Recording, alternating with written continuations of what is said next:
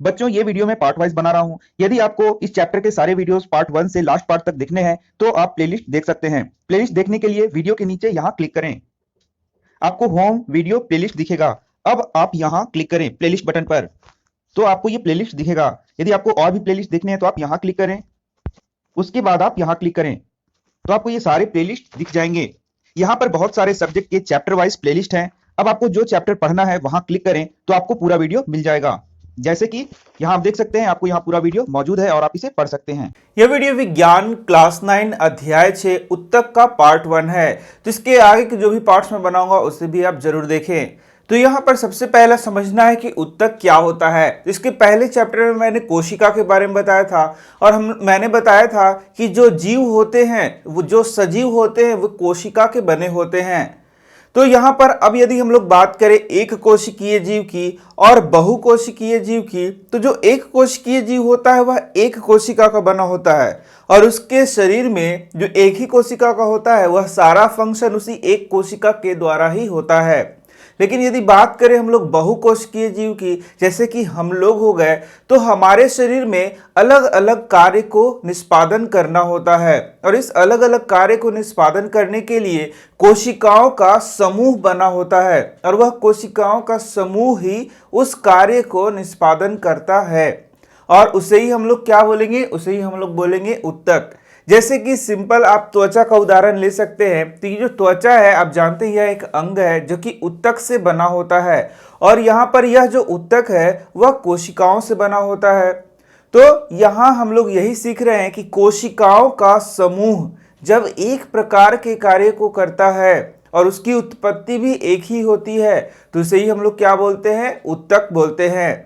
तो यदि हम लोग शुरू से पढ़े, जो मैंने आपको पढ़ाया था कि सबसे पहले कोशिका होता है, कोशिकाओं का जो समूह होता है उससे क्या बनता है, उत्तक बनता है और यही उत्तक अंग का निर्माण करते हैं और फिर इसी अंग से क्या बनता है, अंग तंत्र बनता है और फिर इसी से फिर क्या बनता है, शरीर का निर्माण होता है। तो कोशिका के बारे में हम लोगों ने बहुत पढ़ रखा है। कोशिका का जब समूह होगा और वह एक ही प्रकार के कार्य को करेगा और उसकी उत्पत्ति भी एक होगी तो उसे हम लोग क्या बोलते हैं, उत्तक बोलते हैं। तो चलिए उत्तक के बारे में ही बहुत डिटेल में हम लोग को यहाँ पर पढ़ना है। तो अभी हम लोगों ने उत्तक के बारे में पढ़ा कि उत्तक क्या होता है। तो क्या पौधों और जंतुओं में एक ही प्रकार का उत्तक होता है या अलग अलग प्रकार का उत्तक होता है। तो यदि हम लोग पौधों की बात करें, जंतुओं की बात करें, तो उसका शारीरिक संरचना अलग अलग प्रकार का होता है, ताकि साथ ही साथ उनका जो जीवन यापन होता है वह भी अलग अलग होता है। इस प्रकार से उनमें जो उत्तक लगे होते हैं वह भी अलग अलग होते हैं। यदि हम लोग बात करें पादप उत्तक की और जंतु उत्तक की, तो पादप, आप ध्यान दीजिए कि पादप कैसे रहते हैं। पादप स्थिर रहते हैं, एक ही जगह पर रहते हैं, तो उनका जो शरीर है वह धूप, वर्षा, इन सारे चीजों को झेलता है। तो इस कारण से उसका उत्तक क्या होगा, थोड़ा अलग होगा किसके तुलना में, जंतुओं की तुलना में, क्योंकि जंतु चलनशील हैं, एक जगह से दूसरे जगह जाते हैं। वह उनको इस प्रकार से जो वातावरण है, जो एडवर्स चीजें हैं, उनको झेलना नहीं पड़ता है। तो इस प्रकार से यदि हम लोग बात करें पादप उत्तक की, तो अधिकांश पादप उत्तक जो कि होते हैं वो उसको सहारा देने के लिए होते हैं। वह उनको यांत्रिक सहारा देते हैं और उनको मजबूती प्रदान करते हैं, जबकि जंतु उत्तक में ऐसा नहीं होता है। यदि दूसरा डिफरेंस देखें तो जो पादप उत्तक है उसमें बहुत सारे ऐसे उत्तक हैं जो कि मृत होते हैं और ये क्या करते हैं, उसको यांत्रिक सहायता प्रदान करते हैं, उनके अनुरक्षण का कार्य करते हैं।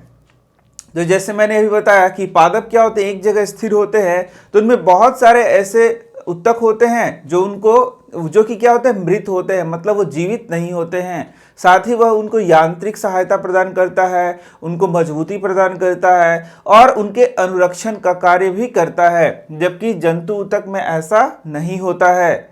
इसमें लगभग जो उत्तक होते हैं वह क्या होते हैं, जीवित होते हैं, इसमें मृत उत्तक नहीं होते हैं। यहाँ पर आप देखेंगे कि जीवन भर विभाजित होते हैं।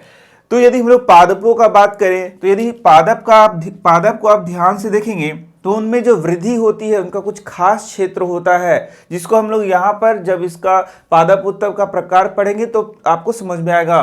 तो उसमें आप देखेंगे कि कुछ पादप उत्तक जो होते हैं वह उसके लंबाई को बढ़ाते हैं, एकदम खास क्षेत्र में उसके लंबाई को बढ़ाएंगे, कुछ क्या करेंगे उसके चौड़ाई को बढ़ाएंगे, इस प्रकार से। तो मतलब खास क्षेत्र होता है जहाँ पर उनकी वृद्धि होती है। इस प्रकार से उनका जो उत्तक है वह जीवन भर विभाजित होता है, कुछ विशेष क्षेत्रों में जीवन भर विभाजित होते रहेगा जिससे कि उनकी वृद्धि हो सके। लेकिन यदि हम लोग जंतुओं में बात करें तो उसमें ऐसा नहीं होता है। उनका जो विकास है आप देख सकते हैं चारों ओर से होता है। तो बहुत सारे ऐसे उत्तक है जंतुओं में जिनका जीवन भर विकास नहीं होता है। तो इस प्रकार से आप देखेंगे कि जो पादप उत्तक हैं और जंतु उत्तक हैं उसमें बहुत सारे अंतर होते हैं। इस कारण से जो जंतु उत्तक है और पादप उत्तक है वह एकदम अलग अलग होगा और उसका प्रकार भी क्या होगा, अलग अलग होगा। अब यहाँ हम लोग देखें उत्तक को, तो उत्तक को हम लोग दो भागों में बांट सकते हैं। पहला हो गया जंतु उत्तक और दूसरा क्या हो गया, पादप उत्तक। तो जंतुओं में जो उत्तक पाया जाता है उसे हम लोग जंतु उत्तक कहते हैं और वह भी विभिन्न प्रकार का होता है। जबकि यदि हम लोग पादप उत्तक की बात करें तो यह भी विभिन्न प्रकार का होगा, उसका भी आगे हम लोग क्लासिफिकेशन कर सकते हैं। तो यहाँ अब हम लोग पादप उत्तक को पढ़ना शुरू करेंगे। तो पादप उत्तक आप देख सकते हैं सबसे पहला क्या हो गया, विभाज्य उत्तक हो गया।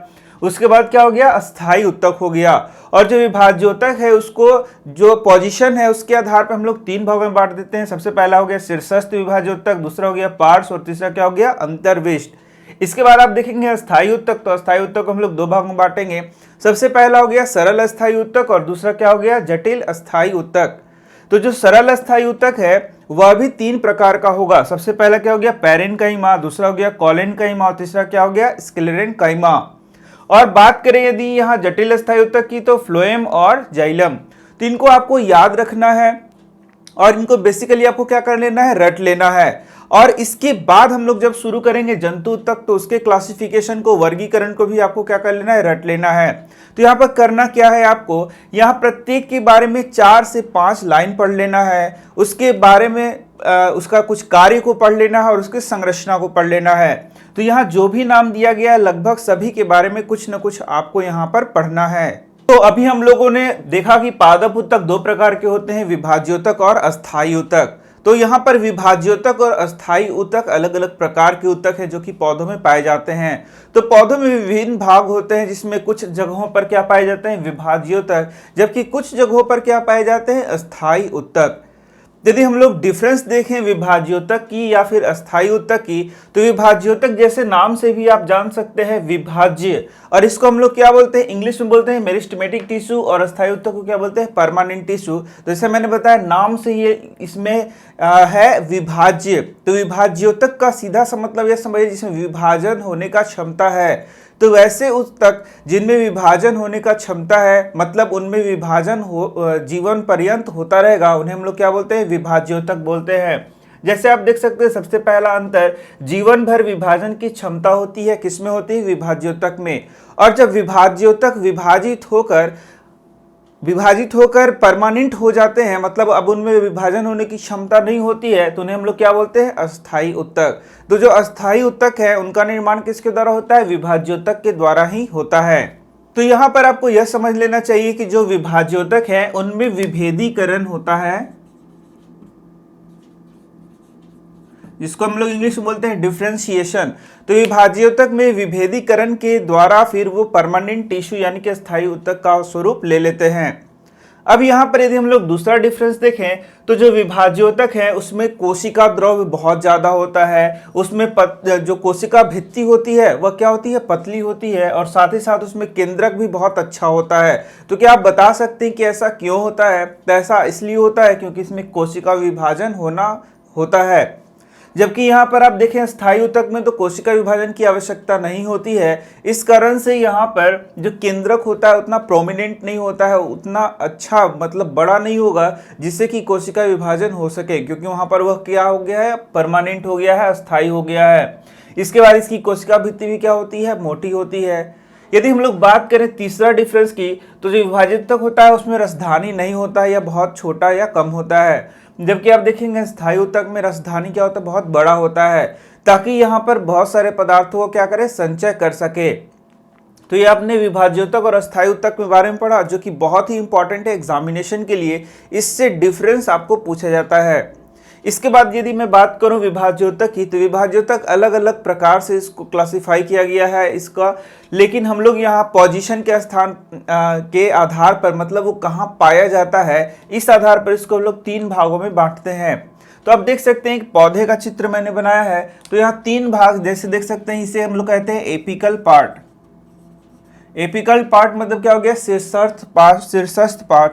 यदि हम लोग यहाँ पर इसका जड़ बनाए तो ये भी क्या हो गया, इसका एपिकल पार्ट हो गया, शीर्षस्थ भाग हो गया। इसके बाद आप देखेंगे कि ये लैटरल साइड है, ये बगल का जो साइड है इसे हम लोग क्या बोलते हैं, लैटरल साइड यानी कि पार्श्व भाग। और ये जो बीच बीच का भाग आप देख सकते हैं, इसको बोलते हैं अंतर्विष्ट यानी कि इंटरकैलरी, यानी कि ये बीच का भाग है। तो ये स्थान अलग अलग हो गए, उसी के स्थान के आधार पर यहाँ पर जो उत्तक पाए जाते हैं, कौन से उत्तक पाए जाएंगे, विभाज्योतक, वो अलग अलग प्रकार के होंगे। तो जो एपिकल पार्ट में पाया जाता है उसे हम लोग बोलते हैं एपिकल मेरिस्टेम, या फिर हम लोग बोलते हैं शीर्षस्थ विभाज्योतक। इसका नाम क्या हो गया, शीर्षस्थ विभाज्योतक। इनके बीच में आप देख सकते हैं कि आप बीच बीच में यह पर्व के आधार पर होता है, मतलब जो इंटरनोड होता है उसके बीच में होता है,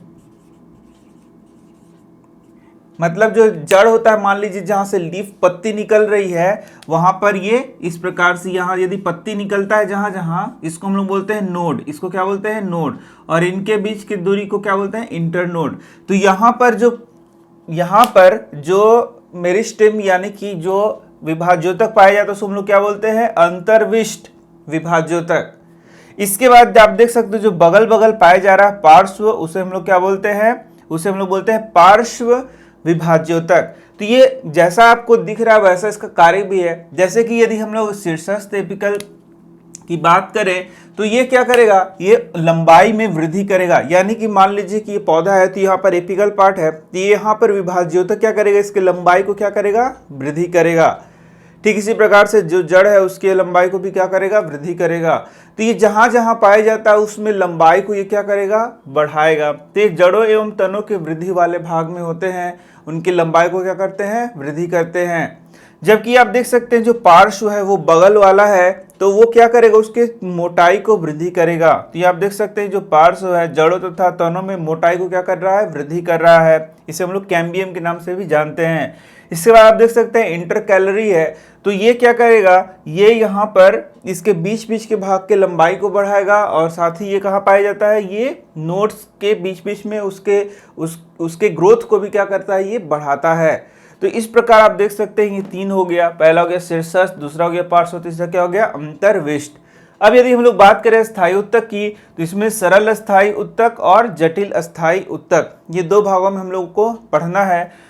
तो इसको अब हम लोग अपने नेक्स्ट के पार्ट में पढ़ेंगे, क्योंकि ये वीडियो बहुत लंबा हो जाएगा। तो यहाँ जो दिख रहा है आपको सरल स्थायी उत्तक और जटिल स्थायी उत्तक, इसको नेक्स्ट के वीडियो में हम लोग कंप्लीट करते हैं। धन्यवाद।